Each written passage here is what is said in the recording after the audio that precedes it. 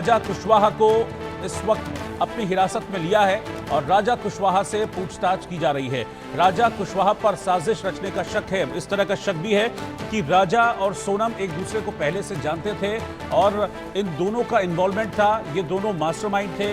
इन्होंने पूरी साजिश रची। इसी साजिश के तहत मध्य प्रदेश से 3 लोग शिलांग गए, जहां पर राजा रघुवंशी और सोनम हनीमून मनाने के लिए गए थे और इंदौर में बैठा हुआ राजा कुशवाहा नाम का शख्स इस पूरे हत्याकांड को आगे क्या करना है, कैसे करना है, वो लीड कर रहा था। वो लगातार जो मर्डरर्स हैं, हत्यारे, सुपारी किलर्स, उनके संपर्क में था और वो लगातार गाइड कर रहा था। क्योंकि मेघालय में जहां पर ये राजा रघुवंशी और सोनम घूमने पहुंचे थे, वहां पर एक गाइड ने पुलिस को बताया, जब पुलिस इस मामले में जांच कर रही थी, खोज रही थी राजा और सोनम को, तब एक गाइड ने बताया था कि राजा और सोनम के अलावा 3 लोग साथ में उनके थे और उसने गाइड ने उनसे पूछा भी था बाकायदा कि आपको गाइड की ज़रूरत है या नहीं है, तो इन लोगों ने मना कर दिया था कि नहीं, हमको गाइड की कोई भी ज़रूरत नहीं है।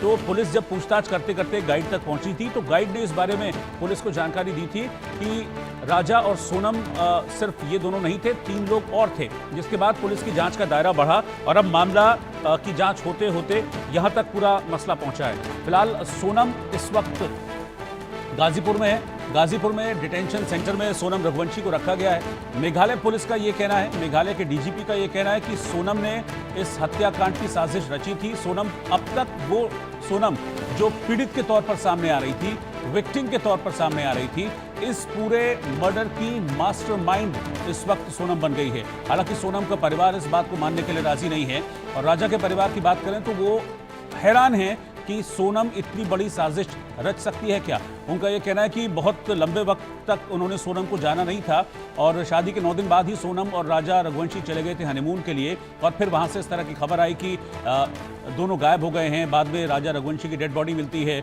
सोनम लापता हो जाती है। सब परेशान होते हैं कि सोनम कहाँ गई, सोनम कहाँ गई।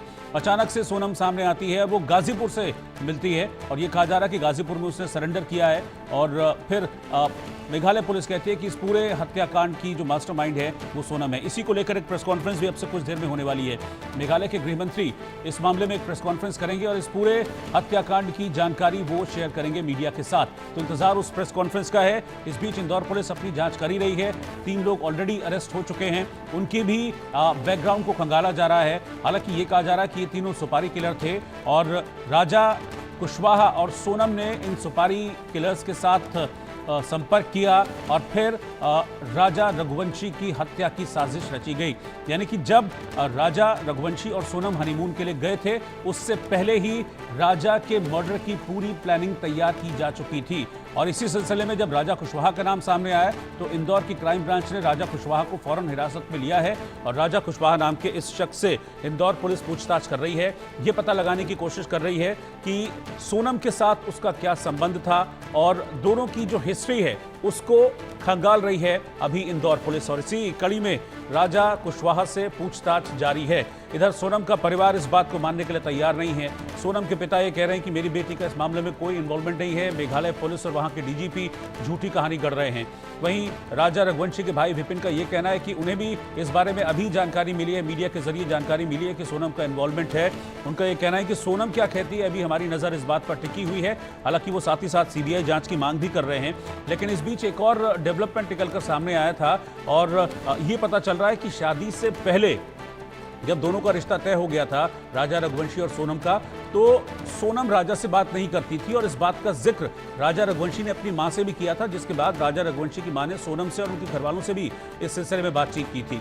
तो ये एक एंगल है जिसको पुलिस अभी और एक्सप्लोर कर रही है कि क्या वाकई में ऐसा था और ऐसा था तो क्यों था। जिसके साथ शादी तय हुई उसके साथ बातचीत करने में सोनम को क्या दिक्कत थी, क्या परेशानी थी।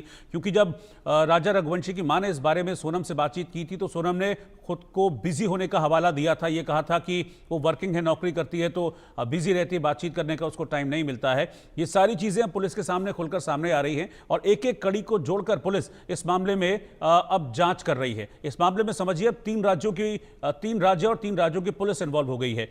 एक इंदौर, क्योंकि मध्य प्रदेश के रहने वाले थे राजा और सोनम।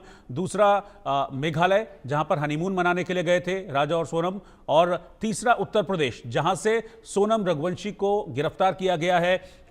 ये भी कहा जा रहा है कि सोनम ने सरेंडर किया है। इस चीज को लेकर अभी थोड़ा क्लैरिटी मिलना बाकी है कि सोनम ने सरेंडर किया है या फिर सोनम को अरेस्ट किया गया है गाजीपुर से। लेकिन सवाल यह भी है कि मेघालय से गाजीपुर सोनम कैसे पहुंची? 18 दिनों तक 17 दिनों तक सोनम कहाँ थी? क्योंकि 23 मई को ये लापता होने की जानकारी दोनों के मिली थी, राजा और सोनम की। उसके बाद राजा रघुवंशी की लाश, अभी 2 जून को राजा रघुवंशी की लाश मिलती है मेघालय में चेरापूंजी से करीब 20 किलोमीटर आगे। राजा रघुवंशी की डेड बॉडी रिकवर होती है। बड़े बुरी तरीके से, बड़े बेरहमी से जो फरसा होता है, कुल्हाड़ी होती है, उससे राजा रघुवंशी को मौत के घाट उतारा गया था। और उसके बाद इस तरह की आशंकाएं थी कि सोनम का क्या हो सकता है। एहतियाब शेख इस वक्त हमारे संवाददाता इंदौर से साथ में जुड़ रहे हैं। एहतियाब, अभी क्या जानकारी मिल रही है? राजा कुशवाहा के बारे में क्या इंफॉर्मेशन है? इसको पूछताछ के लिए उठाया है पुलिस ने, इसका क्या इन्वॉल्वमेंट है, क्या रोल इसका इस पूरे हत्याकांड में अभी तक सामने आ रहा है? देखिए, मैं अभी कुछ देर पहले ही सोनम रघुवंशी के घर के पास मौजूद था और उनके परिजनों से और लोगों से मैंने बातचीत की। इस पूरे मामले के अंदर ये कहा जा रहा है कि ये जो बताया गया है, जो जानकारी आ रही है कि जिस व्यक्ति का जिक्र कर रहे हैं कुशवाहा का, ये उनके पिता के साथ में, सोनम के पिता के साथ में काम करता था और कहीं ना कहीं इन्वॉल्वमेंट वहां एस्टैब्लिश होता नजर आ रहा है। लेकिन साफ तौर के ऊपर जो परिजन है, परिजन सीधे तौर के ऊपर अभी भी इस बात को कंस्पिरेसी बता रहे हैं कि किसी कंस्पिरेसी के तहत सोनम को इस पूरे मामले के अंदर फंसाया जा रहा है।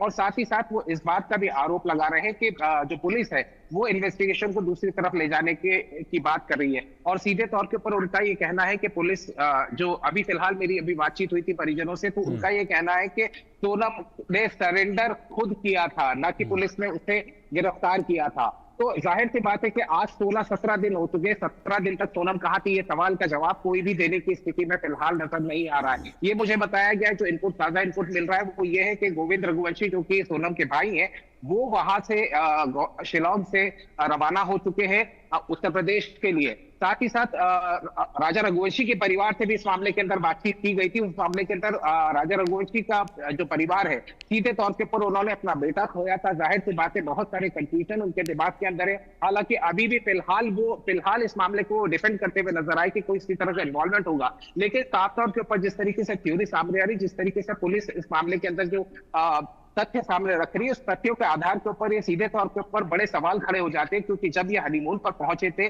तो इनके साथ में 3 हिंदी भाषी लोग मौजूद थे। कल सीसीटीवी फुटेजेस, जब हम राजा रघुवंशी के घर पे बैठे थे, वहां से वो सीसीटीवी फुटेजेस बताए थे। विपिन रघुवंशी, जो उनके भाई है, उन्होंने इस बात पर संशय दिखाया था कि ये 3 लोग कौन है। जब राजा और सोनम उस गेस्ट हाउस से बाहर निकल रहे तो ये 3 लोग कौन है, और ये तीनों लोग हिंदी बोलते हैं। जब ये वाटरफॉल देखने गए थे जहां ये घटनाक्रम हुआ, उस समय भी बात ये साफ तौर के ऊपर जाहिर हो रही थी, क्योंकि वहां के गाइड ने कहा था कि उनके साथ में 3 लोग और थे जो हिंदी बोलते थे। क्योंकि मेघालय के लोग हिंदी ज्यादा समझ नहीं पाते थे तो उनको ज्यादा बातचीत समझ में नहीं आई। लेकिन इस मामले के अंदर वो गाइड ने ये भी बताया था कि सोनम इकलौती थी जो कि अंग्रेजी में बात करती थी और वो उनसे कम्युनिकेट करती थी। जब ये झरने की तरफ जा रहे थे तो 4000 सीढ़ियां थी। उस पे जाने के पहले गाइड ने पूछा भी था कि मैं आपके साथ चलूं, तो सोनम ने इस बात से इनकार कर दिया था। और ये 3 लोग जो